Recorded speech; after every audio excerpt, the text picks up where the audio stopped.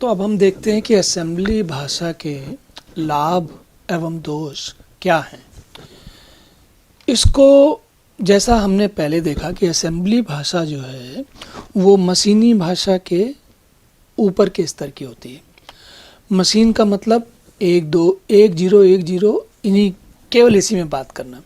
लेकिन जब हम थोड़ा बड़ी कमांड दे दें, जैसे कि AX में ये लिखो या ऐड ये करो वगैरह, है ना, इस तरीके की कमांड देने लगे, तो अभी क्या है, ये जब देख रहे हैं आप, अब हम केवल 0001 में बात नहीं कर रहे हैं, अब हम AX या ऐड ऐसी चीज़ें भी लिख रहे हैं।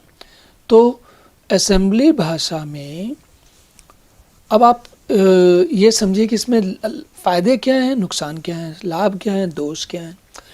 तो असेंबली भाषा का मुख्य लाभ ये है क्योंकि 1010 में लिखना उससे तो अच्छा ही है, काफ़ी अच्छा है।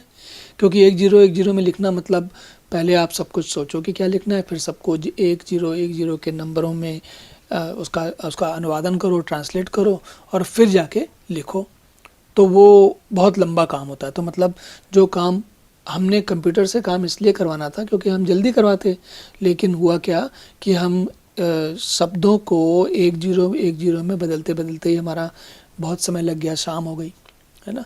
तो हम दूसरा तरीका कर सकते थे। क्या कर सकते हैं कि हम असेंबली लैंग्वेज का प्रयोग कर सकते हैं, जो ये माध्यमिक स्तर की भाषा है, ये उच्च स्तर की भाषा नहीं है पर निचली भी नहीं है। तो इसको मशीनी भाषा से उपयोग करना आसान होता है। अब 1010 में लिखोगे, और ये 1010 का मतलब हुआ, आप ये समझ लीजिए कि ये लगभग ऐसा हो गया कि जैसे वो होता है ना, कोड में लिख के भेज रहे हो आप। कोड होता है जैसे कि अगर आपको पुरानी किसी पिक्चर का याद हो तो गुप्तचर लोग जो होते थे या जासूस लोग होते थे, या जैसे आजकल हम स्पाई कहते हैं इंग्लिश में, वो क्या करते थे, वो आपस में एक दूसरे से कोड लैंग्वेज में बात करते थे, सीधी सीधी भाषा में बात नहीं करते थे। ऐसा क्यों करते थे? वो इसलिए करते थे ताकि सब लोगों को पता नहीं चले कि वो क्या बात कर रहे हैं, है ना। लेकिन यहाँ पर क्या है, हमको जो बोल रहे हैं हम हिंदी में, इंग्लिश में, जिस भी भाषा में, उसको हमें 1010 में बदलना है। तो इसको करने में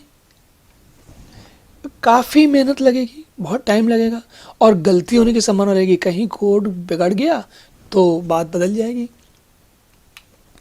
तो असेंबली भाषा में प्रयोग करते समय गलतियाँ कम होती हैं, मशीनी भाषा में ज़्यादा गलतियाँ हो सकती हैं।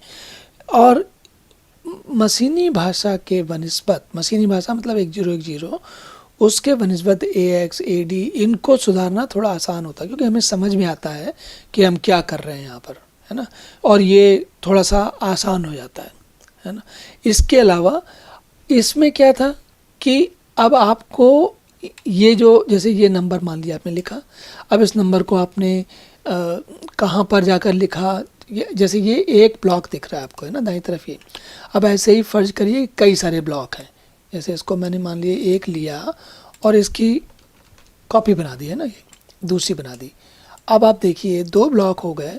तो यहाँ पर कुछ लिखा है, यहाँ पर हम मान लीजिए इसको मूव कर देते हैं, है ना,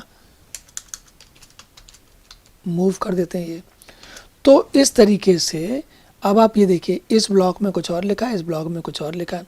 हर एक के लिए अगर मशीनी भाषा में लिखें तो ये नंबर दिखेंगे, लेकिन अगर असेंबली भाषा में लिखें तो कुछ अलग अलग है, पहचानना आसान है और इनका प्रबंधन भी थोड़ा आसान है। तो प्रोग्राम को जो सुधारना होता है वो भी आसान होता है। अब साथ में कौन से ब्लॉक में क्या लिखा है हमने ये भी याद रखना थोड़ा आसान होता है, क्योंकि अब हम बजाय संख्याओं के कुछ भाषा में बात कर रहे हैं, है ना। और तीसरी चीज़ जो होती है, इसको जो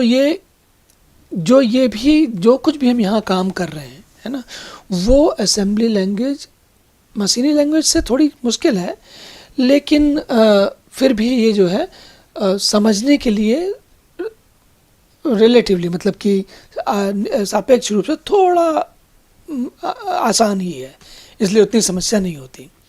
तो ये कई सारे कारण हैं जिससे हम असेंबली भाषा का बहुत फ़ायदा उठा सकते हैं।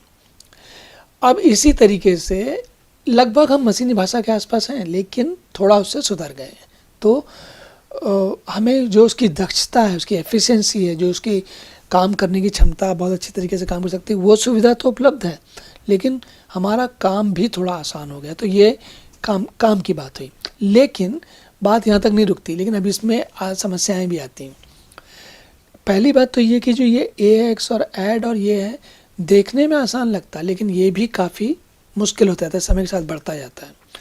और इसके ज़्यादा और भी मज़ेदार बात ये है कि ये जो असेंबली कोड लिखा जाता है वो अब जैसे ये जो मैंने चित्र दिखाया था ना आपको हार्डवेयर वाला, ये मैं दोबारा दिखाता हूँ आपको। इस चित्र में ये जो है जैसे 8088 प्रोसेसर लगा है, तो इसकी असेंबली लैंग्वेज अलग होगी। अगर इसकी जगह पावर PC या आजकल जैसे आर्बिट्रॉन प्रोसेसर होते हैं, तो उनकी जो असेंबली लैंग्वेज है वो अलग होगी। तो इसका क्या मतलब हुआ? इसका मतलब ये हुआ कि असेंबली लैंग्वेज भी अलग अलग तरीके से हो सकती है। तो अब आपने पहली चीज़ तो सोचिए कि जो आपको लिखना था उसको आपको लिखना था नंबरों में, है ना। अब एक प्रोसेसर के लिए आपने इस तरीके के कोड दिए, फिर दूसरे प्रोसेसर के लिए कुछ और कोड दिए, फिर तीसरे प्रोसेसर के लिए कुछ और कोड दिए, तीसरे टाइप के प्रोसेसर के लिए पावर PC, जो एप्पल का ये आर्बिट्रॉन या जो प्रोसेसर है उसके लिए, या इंटेल के 8086 के लिए, तो सब के लिए असेंबली लैंग्वेज अलग अलग हो गई। तो आपको एक बार लिखी हुई चीज़ को 3, 4, 5 बार लिखना पड़ेगा अलग अलग। अब इससे क्या फ़ायदा हुआ? नुकसान फ़ायदा क्या हुआ कि जितने लोग जितनी प्रोग्रामिंग करेंगे सबको बार बार उतनी बार लिखना पड़ेगा, है ना। तो कुल मिला के क्या होता है कि थोड़ी सुधर गया मामला, मशीन लैंग्वेज 1010 से आपकी सुधर गई, लेकिन काम अभी भी बहुत आसान नहीं हुआ। हालांकि इसका फ़ायदा ये था कि हम बहुत स्पीड से बहुत जल्दी कर सकते थे, लेकिन कठिनाई और बार बार करने की समस्या अभी भी बनी हुई है ना। तो ये ये और मैं आपको एक मज़े की बात बताऊं, वाणिज्य की दुनिया में आपको असेंबली लैंग्वेज में कभी लिखने की ज़रूरत महसूस नहीं होगी। आपके जो वाणिज्य की दुनिया है उसमें हम हमेशा उच्च भाषाओं का प्रयोग करेंगे, जिनको कि हम अब आगे देखते हैं।